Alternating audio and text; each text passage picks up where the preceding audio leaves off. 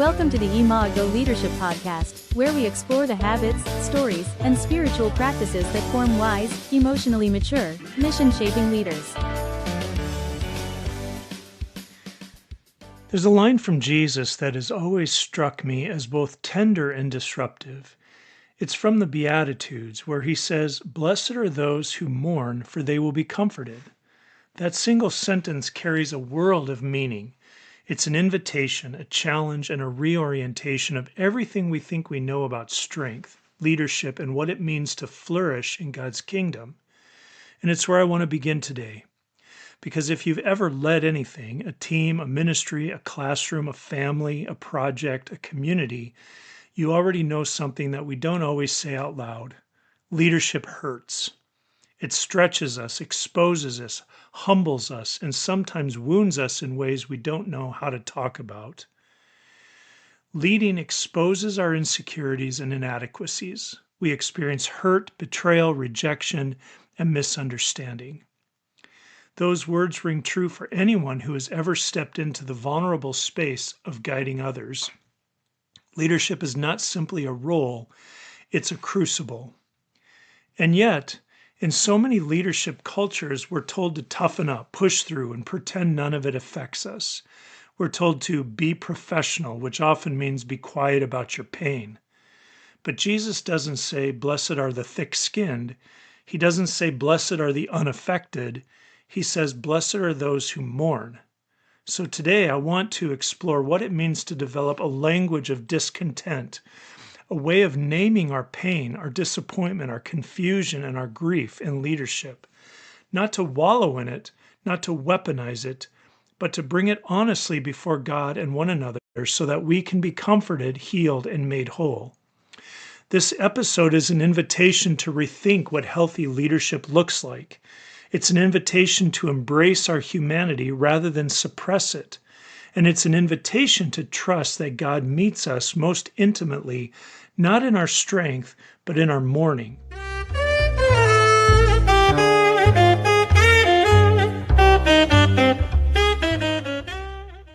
Leadership at its core is cruciform. It is shaped like a cross. There's a humorous but piercing line that reads, "Leadership is God's sneaky way to get crucified." It's funny because it's true. Leadership, real leadership, kingdom leadership, is not about power, prestige, or control. Jesus makes that clear when he says, "You know that the rulers of the Gentiles lord it over them. It must not be this way among you." Instead, he calls leaders to servanthood, humility, and self-giving love, and that path is costly. It means absorbing misunderstanding. It means making decisions that others misinterpret. It means carrying burdens that no one sees. It means loving people who may not love you back. It means being faithful even when the outcomes are uncertain or when the people you serve do not recognize the cost you bear on their behalf. Leadership exposes us. It reveals our insecurities, our blind spots, and our fears. It brings us face to face with our limitations, and sometimes it brings us face to face with betrayal, rejection, or the painful unraveling of relationships we once cherished. These are not side effects of leadership. They are woven into the very fabric of it. But here's the thing. Jesus never promised that leadership would be easy. He promised that he would be with us in it. And he promised that those who mourn, those who refuse to numb themselves, those who refuse to pretend, will be comforted. One of the most damaging expectations placed on leaders today is the expectation to be unaffected. We hear phrases like be professional, or don't take it personally, or develop thicker skin. Just push through.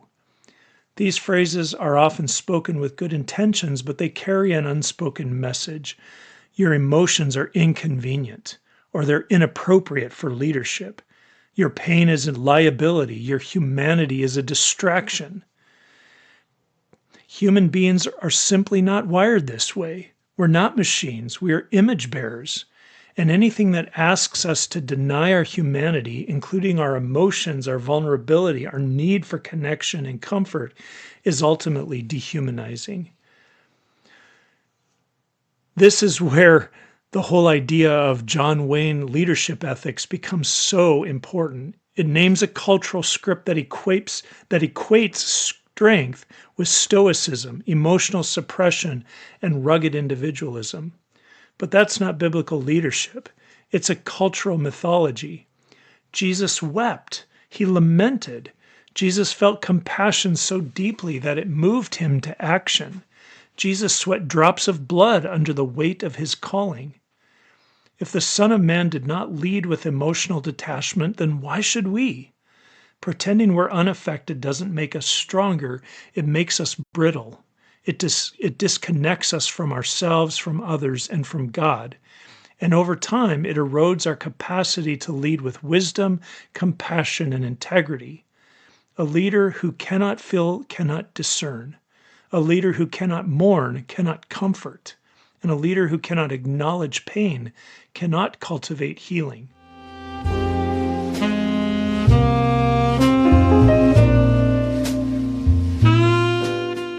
Here's the deeper truth. When leaders suppress their pain, it doesn't disappear, it leaks. It leaks into our tone, our decisions, our relationships, and our leadership culture. It leaks into the way we interpret criticism and the way we handle conflict, the way we respond to disappointment. Suppressed pain becomes distorted pain, and distorted pain becomes destructive pain. This is why Jesus blesses those who mourn. Mourning is not a sign of weakness, it's a sign of honesty. It's a sign of trust, that we are refusing to let pain shape us in the dark. Now let's return to Jesus' words, "Blessed are those who mourn." The Greek word for blessed doesn't mean happy or cheerful. It means something closer to in a state of flourishing under God's favor. And the verb to be comforted is in the future indicative, meaning it's certain. God will comfort those who mourn. It's not a vague hope, it's a promise. And it's tied to the ministry of the Holy Spirit, the Paraclete, the Advocate, the one who comes alongside us, defends us, vindicates us, and puts back together what has been shattered. God reintegrates them, putting back together what has been shattered in them. That's the work of the Holy Spirit, of the Advocate. When we mourn honestly before God, we are not indulging in weakness.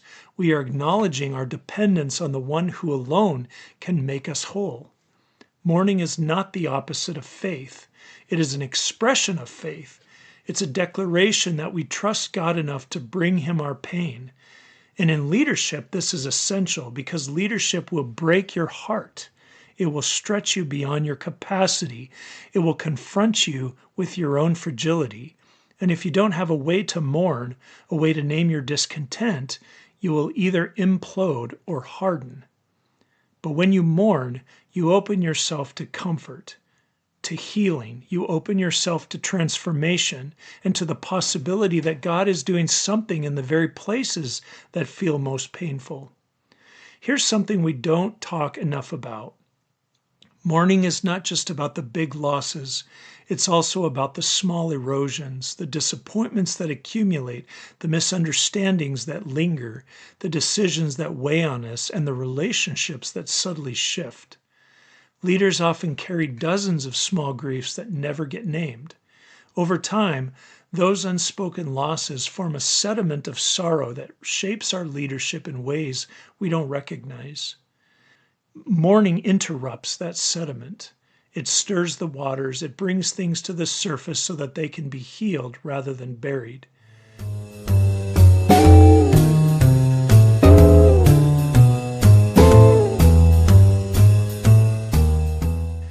So what do we mean by a language of discontent? It means developing a vocabulary for naming the things that hurt, confuse, or disappoint us in leadership.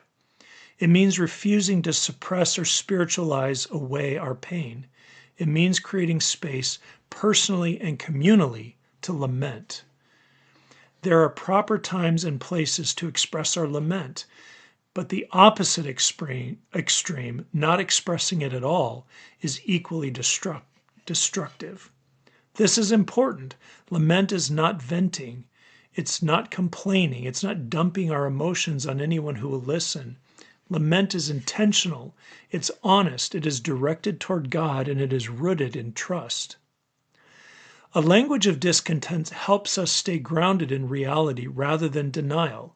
It helps us stay connected to God rather than self-protection, and it helps us stay connected to others rather than isolation. It helps us stay human rather than becoming emotionally numb. And perhaps most importantly, it helps us lead with compassion. Leaders who have mourned well become leaders who can comfort others well. Leaders who have faced their own pain and honesty become leaders who can hold space for the pain of others without fear. A leadership culture that cannot lament becomes a leadership culture that cannot heal. And a leadership culture that cannot heal becomes a leadership culture that cannot grow.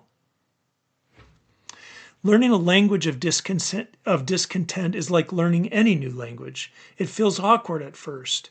We make mistakes. We feel self-conscious. We wonder if we're doing it right. But we learn it together. We practice. We extend grace. We create norms. We build trust. We grow. And over time, this language becomes part of our leadership culture. It becomes normal and healthy, life-giving. Learning this language requires patience. It requires humility. It requires the willingness to be misunderstood at times and the courage to speak honestly, even when honesty feels risky.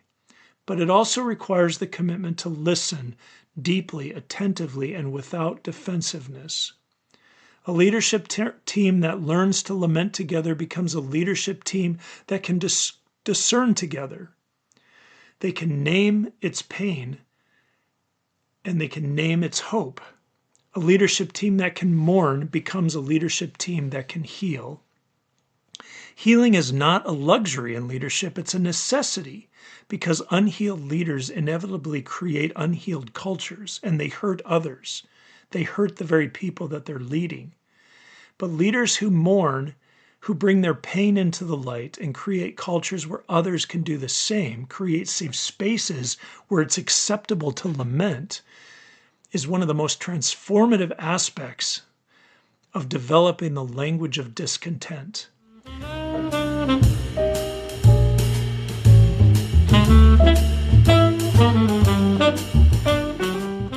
Developing a language of discontent is the slow, deliberate work of naming what hurts. This is not a dramatic act. It's often quiet, subtle, and deeply personal. It might sound like that conversation left me unsettled, or I felt misunderstood in that meeting, or I'm grieving the loss of what I hoped this season would be, or even I'm tired in a way I can't quite explain. These small admissions are the building blocks of lament. Develop the first steps toward comfort and the first cracks in the armor of stoicism that so many leaders have been taught to wear. Naming what hurts does not make the hurt worse. It makes the hurt visible, and what becomes visible can be healed. At the heart of this entire conversation is the courage to be human, to embrace the full range of our emotional and spiritual experience. The courage to reject the myth that leaders must be invulnerable. The courage to believe that God meets us not in our polished strength, but in our honest weakness. Recognize that suppressing emotion is dehumanizing and spiritually destructive. This is a strong statement, but it's true. When we suppress our emotions, we suppress part of the image of God within us. We suppress the very capacities that make us compassionate, discerning, and relational. To be human is to feel. To feel is to risk, and to risk is to trust. This is why lament is so central to leadership. It's the practice of trusting God with our humanity, of believing that God does not despise our tears but treasures them.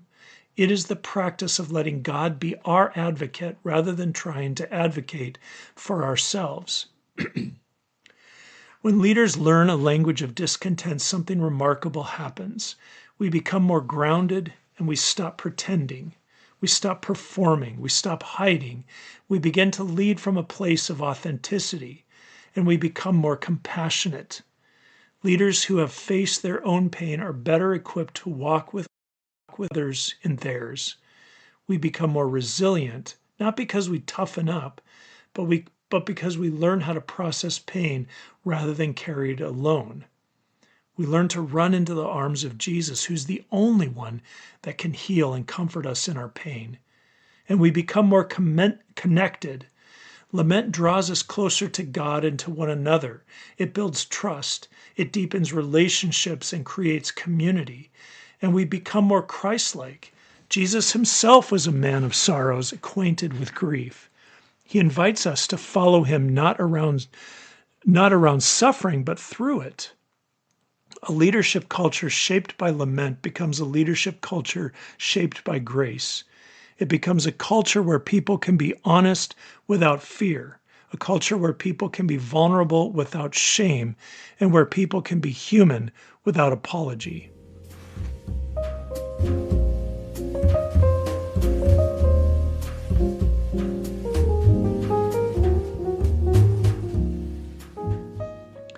Perhaps this is the most surprising gift of lament. It teaches us to see things differently.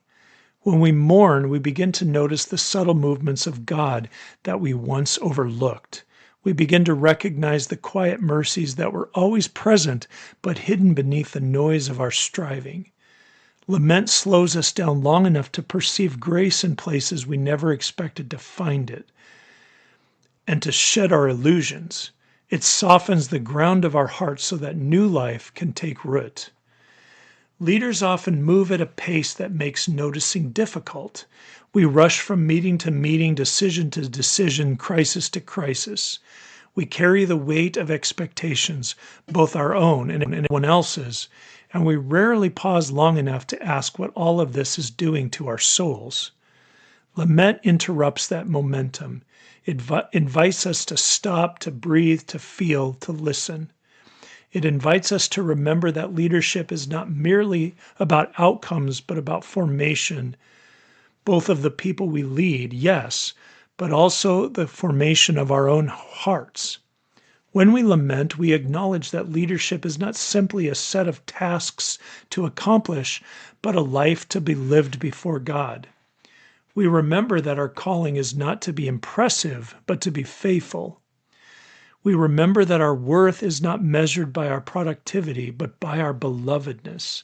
We are beloved of God. And in that remembering, something inside us begins to heal. Lament also teaches us to hold our stories with gentleness.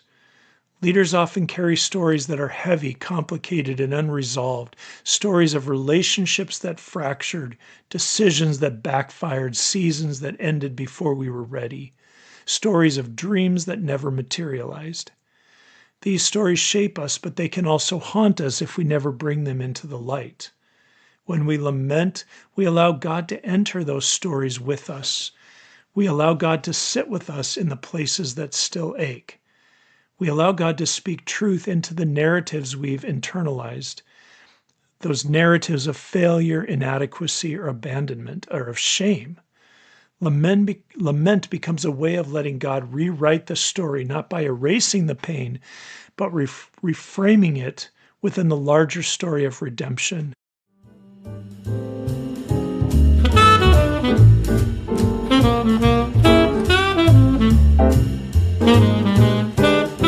And as God reframes our stories, we begin to see ourselves differently. We begin to see that our wounds do not disqualify us from leadership. They deepen our capacity for it. We begin to see that our limitations are not liabilities, but invitations to depend on the advocate. We begin to see that our vulnerability is not a threat to our authority, but a witness to the God who works through weakness. And this is why lament is not simply a personal practice, but a communal one. When leaders lament together, something sacred happens. Walls come down, pretenses fade, compassion grows, trust deepens, and team forms. The team becomes more than a collection of individuals performing tasks. It becomes a community of people bearing one another's burdens. And in that shared vulnerability, the Spirit creates a kind of unity that cannot be manufactured through strategy or structure. A leadership team that learns to lament becomes a leadership team that can weather storms without fracturing. It becomes a team that can disagree without becoming divided. They can face uncertainty without succumbing to fear. Lament teaches us that we do not have to hide from one another. It teaches us that we do not have to pretend and that we can be fully human together. When a team becomes fully human together, it becomes a place where others can be human too. The culture shifts. The atmosphere changes. People begin to speak more honestly. They begin to trust more deeply and to take risks they once avoided. They begin to bring their whole selves to the work. Lament becomes the soil in which authenticity grows. This kind of culture is rare, but it's powerful. It is the kind of culture where creativity flourishes because people are not afraid of failure. It's the kind of culture where conflict becomes constructive rather than destructive because people feel safe enough to speak truthfully. It's the kind of culture where compassion becomes instinctive because people have learned to see one another through the lens of shared humanity. And most importantly, it's the kind of culture where God's presence becomes palpable. Because God draws near to the brokenhearted. He dwells with those who mourn, and he's present in the places where people are honest about their need. When a leadership team practices lament, it creates space for the Spirit to move in ways that are transformative, healing, and deeply unifying. But lament is not only about healing what has been broken, it's about cultivating hope for what is yet to come. Lament is inherently forward-looking. It's rooted in the belief that God is not finished with us, that God is still at work, that God is still writing the story. When we lament, we're not simply naming what is wrong, we are expressing our longing for what could be. We are holding our pain in one hand and our hope in the other.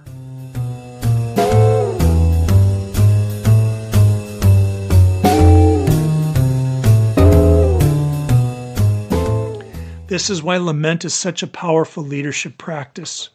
Leaders are people who hold vision, but vision without lament becomes detached from reality. It becomes idealistic, naive, or disconnected from the lived experience of the people we lead. Lament grounds vision in honesty. It roots our hope in the soil of truth. It ensures that our leadership is not built on denial, but on a deep awareness of both the brokenness and the beauty of the world we inhabit. When leaders lament, they become more attuned to the needs of their people. They can become more sensitive to the wounds that others carry, and they become more patient with the slow work of transformation. They become more compassionate in their expectations and more courageous in their decisions because they are no longer trying to protect themselves from pain. They have learned to bring their pain to God. This is the paradox of lament. It makes us stronger, not by hardening us, but by softening us. It makes us more resilient, not by numbing us, but by grounding us. It makes us more courageous, not by inflating our confidence, but by deepening our dependence on God. Lament is not a detour from leadership. It's the path to becoming the kind of leader who can carry both the weight of responsibility and the tenderness of compassion. It is the path to becoming the kind of leader who can hold both truth and grace together.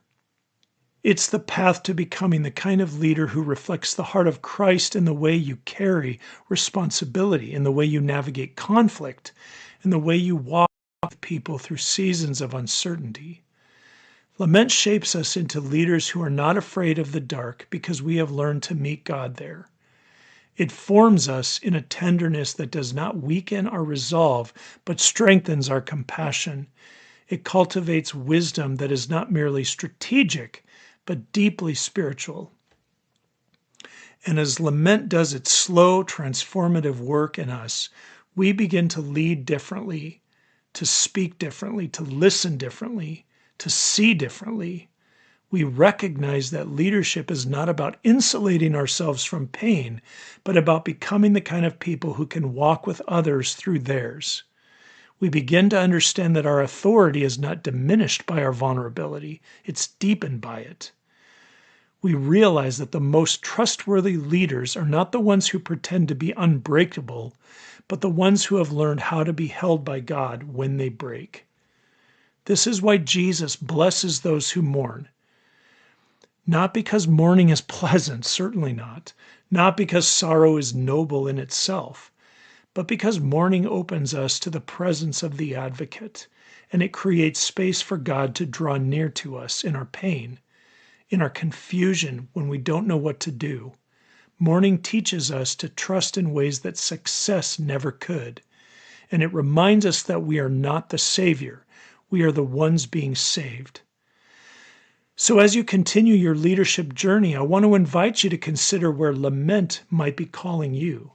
Where is the grief you have not yet named? Where is the disappointment you have tried to outrun?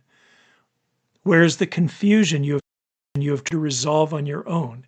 And where is there a wound you have tried to minimize because you thought acknowledging it would make you weak? What if naming it is the very thing that would make you whole? What if lament is not a detour from your calling, but the doorway into a deeper, more Christ-like expression of it? What if the comfort Jesus promises is not a distant hope, but a present reality waiting for you on the other side of honesty? You do not have to carry your pain alone. You do not have to pretend that leadership has not cost you something. You do not have to hide the parts of your story that still ache. You're invited, gently, persistently, lovingly, to bring all of it before the God who sees you, knows you, and delights to comfort you. And as you do, may you discover that the language of discontent is not a language of despair, but a language of hope. It's the language of people who believe that God is still at work. It's the language of people who trust that comfort is coming, who know that mourning is not the end of the story, but the beginning of healing. So may you mourn honestly. May you lament courageously. May you lead tenderly. May you trust deeply. And may you find again and again that the one who calls you to lead is the same one who comforts you when leadership breaks your heart. Blessed are those who mourn. Blessed are those who tell the truth about their pain. Blessed are those who refuse to hide their humanity. Blessed are those who trust the advocate to meet them in their sorrow, for they will be comforted. Thanks for joining us on this journey of becoming wiser, more courageous, and more deeply formed leaders. Until next time, may your work reflect the kind of communal wisdom and hope that strengthens teams and sustains mission.